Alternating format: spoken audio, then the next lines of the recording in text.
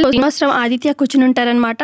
ఇక గుండమ్మ కాఫీ తీసుకురా అని చెప్పి ఆదిత్య అన్నంతోని తెస్తున్నానండి అని చెప్పి గుండమ్మ కాఫీ తీసుకొస్తూ ఉంటుంది. ఈ లోపల శ్రీనివాసరావు ఆదిత్య మాట్లాడుకుంటూ ఉంటారు. ఏమైందిరా ఏదో ఫ్యాషన్ కాంపిటీషన్ అన్నావు ఎప్పటి నుంచి అనగానే అదేనన్న ప్రాసెస్ జరుగుతుంది అని చెప్పి మాట్లాడుకుంటూ ఉంటారు. ఈ లోపల గుండమ్మ కాఫీ తీసుకొస్తూ ఉంటుంది. ఇక కాఫీ తీసుకొస్తే అక్కడ టేబుల్ మీద న్యూస్ పేపర్ కనిపిస్తుంది. అక్కడ ఆ న్యూస్ పేపర్లో ఏమో గెస్ట్ హౌస్లో ప్రేమ పక్షులు దొరికారు వీళ్ళు అని చెప్పి పల్లవి చరణ్ గురించి ఆర్టికల్ వస్తుంది. ఇక చూడగానే షాక్ అయిపోయి చేతిలో ఉన్న కాఫీ కప్పు అలా వదిలేస్తుందనమాట గుండమ్మ. ఏమైంది గుండమ్మ అని చెప్పి శ్రీనివాసరావు ఆదిత్య లేచి అడుగుతూ ఉంటే గుండమ్మ గబగబా అక్కడున్న న్యూస్ పేపర్ తీసి షాకింగ్గా చదువుతూ ఉంటుంది. ఈ లోపల ఇంట్లో ఉన్న గీత అలాగే వైష్ణవి కూడా వస్తారనమాట.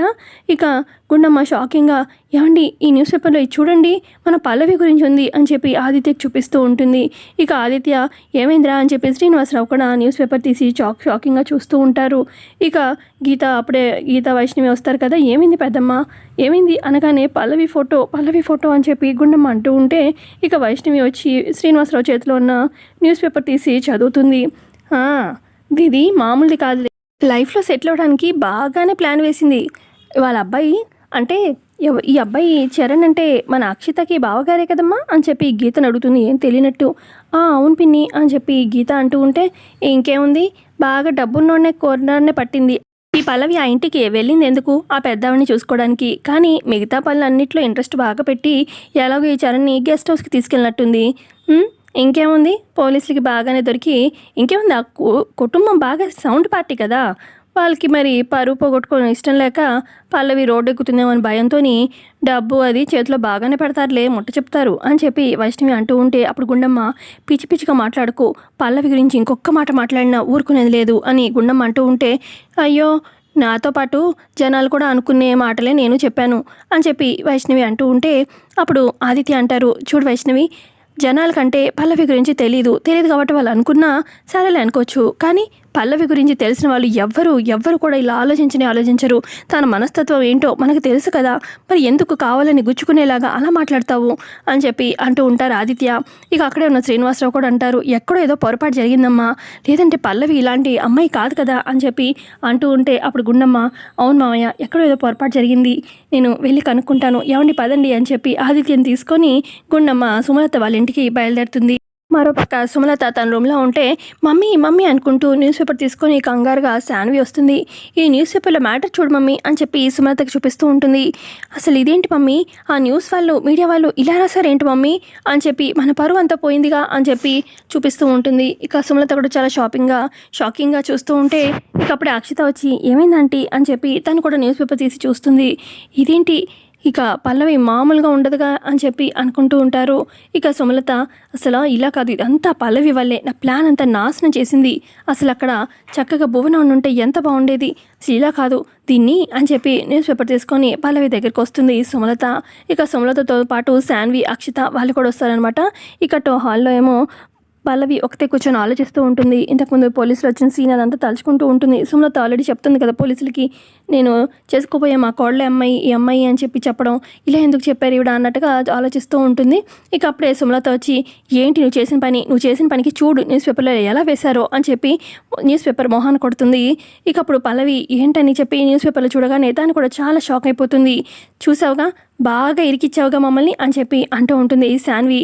ఏంటి అంతా నా మీద తోస్తున్నారేంటి, అసలు ఇదంతా జరగడానికి కర్త క్రియ మొత్తం అంతా ఈవిడేగా మేడం, మీరే నాకు తెలుసు అని చెప్పి సుమలతని అంటుంది పల్లవి. ఏంటి ఏం మాట్లాడుతున్నావు నువ్వు, నా కొడుకుని ఇలా కష్టాల్లో నెట్టడం పరువు తీసుకోవడం నాకేమైనా సరదానా ఏంటి, నేను చేశానంటావేంటి అని చెప్పి అంటుంది సుమలత. మేడం మీరు మీ ప్లాన్ మొత్తం అంతా అదే చరణ్తోని భువన మ్యారేజ్ చేద్దాం అనుకున్న మీ ప్లాన్ మొత్తం అంతా మీరు భువనకు చెప్తున్నారు కదా, అప్పుడే నేను విన్నాను.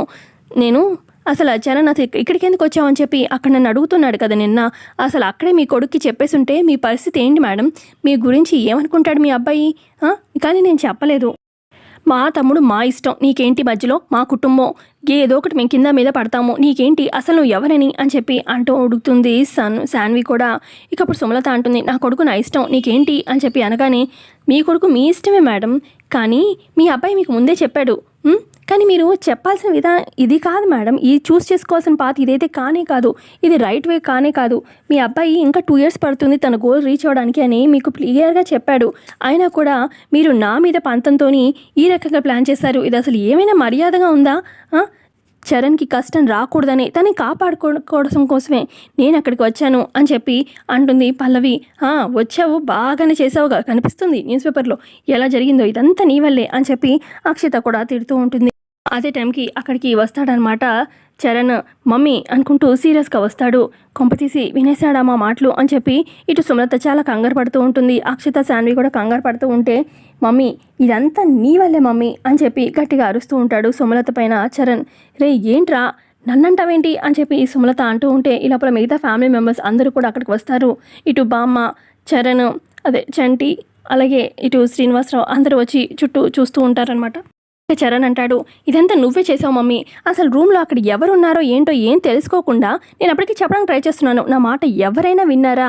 లేదు, మీ మాటకు మీరు ఇష్టంగా ఆ పోలీసులతోని అక్కడున్న మీడియా వాళ్ళతోని మీరు చెప్పడం వల్లే కదా నా కాబోయే కోళ్ళే అక్కడ ఉంది, వాళ్ళిద్దరికి పెళ్లి ఫిక్స్ అయిపోయింది అని చెప్పి నువ్వు చెప్పావా లేదా మమ్మీ? నేను అప్పటికి మమ్మీ నేను చెప్పేది విను అని ఎన్నిసార్లు చెప్పాను, అందరూ నా నోరు ముయిచి నన్ను ఇలా ఇరికిచ్చేశారు, ఇదంతా నీ వల్లే మమ్మీ, అయినా నీకు తెలుసు కదా నాతో పాటు ఉందని, మామూలుగా పల్లవి అయితే ఉందని నీకు తెలీదు, ఐడియా లేదు, ఓకే నాకు తెలుసు, కానీ నాతో వచ్చింది అక్కడికి, ఆ గెస్ట్ హౌస్ ఎవరిది తందే కదా, బోనదే కదా, బోనా నేనే కదా అక్కడికి వచ్చింది, నీకు తెలుసు కదా, అంటే ఇదంతా నువ్వు కావాలని చేసినట్టుగానే అనిపిస్తుంది, అసలు నీ ఉద్దేశం ఏంటి మమ్మీ అని చెప్పి అడుగుతూ ఉంటాడు చరణ్. సుమలత ఏం మాట్లాడకుండా అలా నించుంటూ ఉంటే, చరణ్ అడుగుతున్నాడుగా మాట్లాడు అని చెప్పి అంటూ ఉంటాడు ప్రసాదరావు కూడా.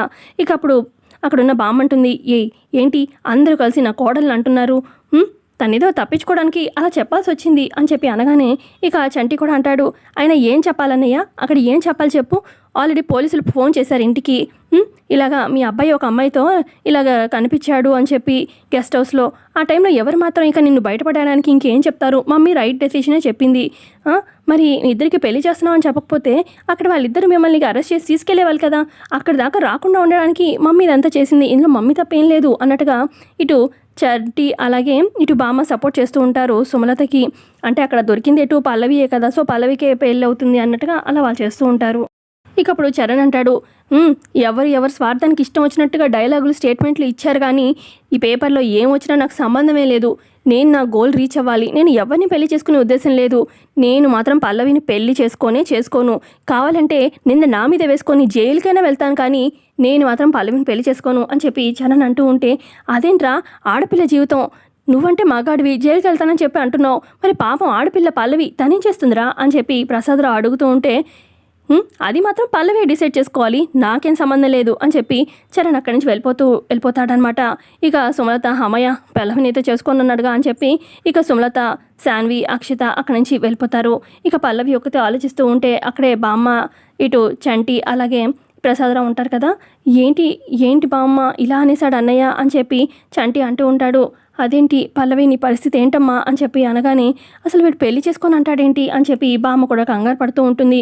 ఇక అప్పుడు చంటి అంటాడు, గట్టిగా నిలదీసి అడిగే వాళ్ళు వస్తే ఎందుకు ఒప్పుకోడు, ఎందుకు చేసుకోవాల్సిందే అన్నయ్య అని చెప్పి చంటి అంటూ ఉంటాడు. ఇక తర్వాత బామ్మ ఒకతే హాల్లో కూర్చుని ఉంటే ఈ లోపల అక్కడికి గుండమ్మ అలాగే ఆదిత్య వస్తారనమాట. పల్లవి అనుకుంటూ ఇంట్లోకి వస్తారు. అమ్మ గుండమ్మ అని చెప్పి అనగానే ఈ లోపల పల్లవి వస్తూ ఉంటుంది. ఏంటమ్మా ఇలా వచ్చారు ఏంటి, ఏమైంది అని చెప్పి పల్లవి అడుగుతూ ఉంటుంది.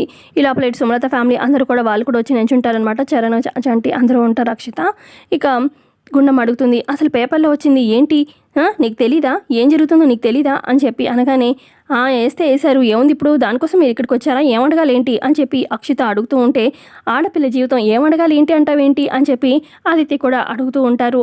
అసలు పల్లవి ఎందుకు ఇలాంటి దాంట్లో ఇరుక్కున్నావు, అసలు ఇక్కడికి వచ్చింది ఏంటి, చేసింది ఏంటి అని చెప్పి అనగానే అప్పుడు సుమలత, ఈవిడి గారికి వచ్చిన పని కన్నా చుట్టూ ఉండే అన్నిట్లో వేలు పడుతుంది, అందుకే ఇలా అయింది, మా పరువు అంతా పోయింది, నా కొడుకు నేను తలెత్తుకోలేకపోతున్నావు అని చెప్పి సుమలత అంటుంది.